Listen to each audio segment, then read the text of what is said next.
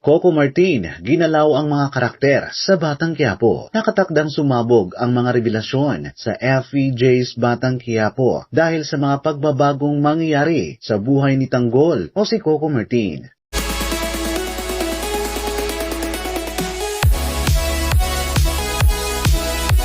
Sa serye na ipinagdiriwang ang ika-500 na episode noong January 16. Nabalot man ng hinagpis ang puso ni Tanggol matapos malaman na hindi si Rigor or John Estrada ang kanyang tatay. Desidido na siyang hanapin ang totoo niyang ama para tuluyang alamin ang tunay niyang pagkatao. Isang malaking gulo na naman ang nagbabadya kasi hindi magiging madali para kay Tanggol na mag-move on, kaya maghihiganti siya sa ama niyang si Rigor para sa lahat ng pagmamaltrato na ginagawa nito sa kanyang buhay. Simula pa lang daw ito ng mga aabangang pasabog sa hit Kapamilya serye dahil ibinabahagi ni Coco Martin na maraming mangyayaring pagbabago sa takbo ng kwento at may mga bagong karakter din na papasok. Kaya sabi niya, ginalaw ko yung bawat karakter. Ito na ang lahat ng revelasyon kasi may papasok na mga bagong karakter at panibagong kwento. Gusto namin parang ibang show ang pinapanood ng mga viewers para hindi matatapos ang excitement gabi-gabi. At sabi ni Coco sa kanyang panayam sa TV Patrol, may papyaw naman si Coco sa kanyang mga